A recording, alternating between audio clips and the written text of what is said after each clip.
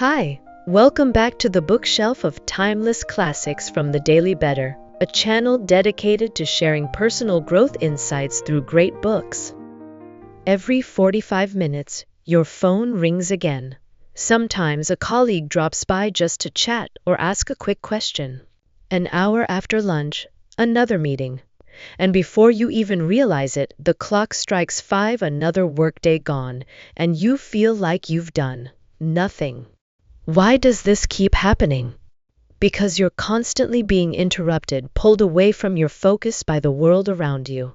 You sit down to tackle that assignment or dive into a book, but the endless ping of phone notifications pulls your mind elsewhere. You answer a message, scroll for a moment. Suddenly the day slips away and nothing meaningful got done. Why? Because your brain is wired to choose the easy tasks first. Because distractions are everywhere and staying focused feels like swimming upstream. So how do we change that? How do we work better, more effectively? How do we get more done in just 3 hours than most people do in an entire day? How can we work just 1 year, yet achieve success that feels like a decade's worth? To do that, there's one essential ability we need in today's economy: deep work. That's what we want to share with you today, through the book Deep Work by Newport, who earned his PhD from MIT and became a professor at Georgetown University by age 35. Georgetown, a school with over 200 years of history. This book reveals how this young professor, now just 39, was able to achieve extraordinary success by mastering the power of deep, focused work. First, let's explore what deep work really means. Deep work is the act of immersing yourself completely in a task, working without interruptions, so your mind can operate at its highest potential. This method allows us to create new value, sharpen our skills, and develop a level of ability that's incredibly difficult to replicate. The opposite of deep work is shallow work. These are tasks that require little brain power, repetitive, often done in environments full of distractions, and they don't contribute much new value to the world. In a book titled Peak: Secrets from the New Science of Expertise, researchers studied the idea of deliberate practice and gave us a physiological insight into how it works. They found that when we practice something intentionally and repeatedly, our brains produce more myelin, a substance that strengthens the connections in our neural pathways.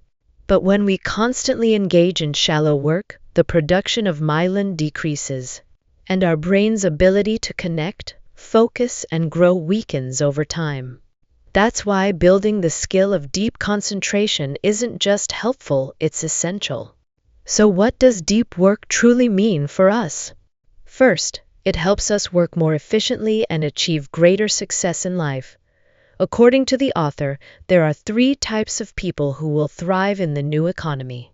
The first group includes those with advanced technical skills like programmers or inventors, people who can work closely with intelligent machines.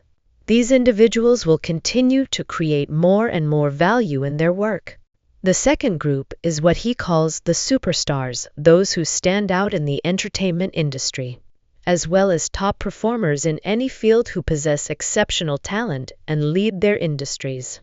The third group is the capitalists, people who have the resources to invest across different sectors and industries. So how do we become one of them? By cultivating deep work, we gain 2 essential abilities. First, we learn how to quickly master complex tools and systems. Second, we raise the quality of our output, pushing the effectiveness of our work to an elite level. These are the skills that help us succeed professionally while making real contributions to the world. But deep work offers something even more meaningful. It brings greater satisfaction and happiness to our lives. The book introduces a concept called flow, a state of complete mental immersion, where you become so engaged in a task that you forget yourself and the world around you. Flow was first introduced by the psychologist Mihaly, who spent years researching how humans can cultivate happiness. While many believe happiness comes from earning lots of money or achieving career milestones, Mihaly discovered something deeper. Lacking money certainly impacts our happiness. But even when we have an abundance of it, that alone doesn't guarantee joy. True happiness, he found, often comes when we're fully absorbed in a challenging task, when we're in the flow of doing something that demands our attention and effort. Think back for a moment. Have there been evenings when you left work feeling strangely empty? It might have been a day filled with small, meaningless tasks assigned by your boss, nothing that truly engaged you. But then there are other days. Days when you walk out of the office feeling alive, fulfilled because you spent the day tackling something difficult, something meaningful, and gave it your full attention. That's the power of deep work, and that's why it's a skill worth learning. So, how do we actually build the ability for deep work?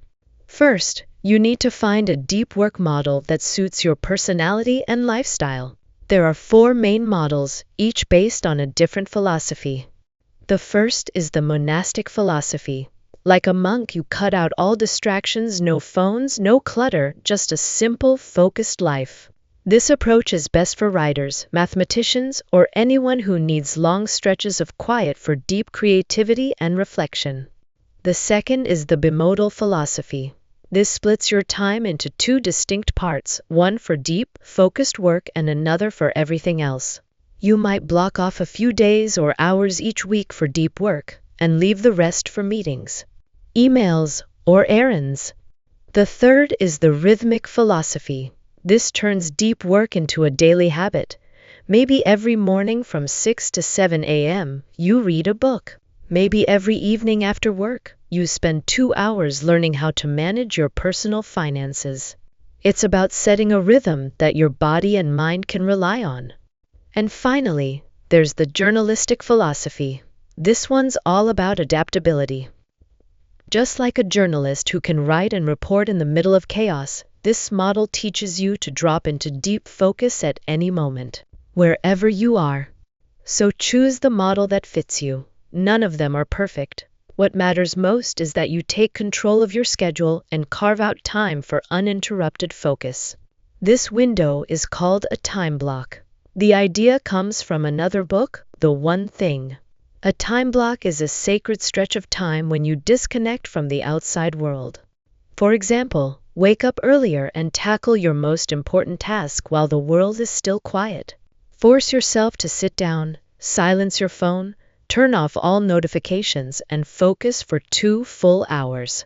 Once it's done, you'll feel a deep calm, maybe even joy. That's when flow shows up. Second, to master deep work, you need to make it a habit and track your progress. Like any skill, deep work requires consistency. You need a system to measure your effort and keep yourself accountable. One effective way is called the chain method. Let's say you want to work deeply every morning from 6 to 7 a.m. Print out a calendar for the month or even 100 days and hang it somewhere visible. Every day you complete your deep work, mark an X on that day, then do it again the next day, and the next. Each X links to the next, creating a chain. Your job? Don't break the chain. By visualizing your progress like this, you build momentum. You remind yourself daily of the promise you made to your future. And when you keep showing up, even for a little while, your days begin to feel deeply meaningful. And you can apply this to more than just work. You can use it to build a habit of daily exercise. Or learning a new language. Maybe you spend 30 minutes working out, or learning 10 new words every day. The system works, no matter the goal.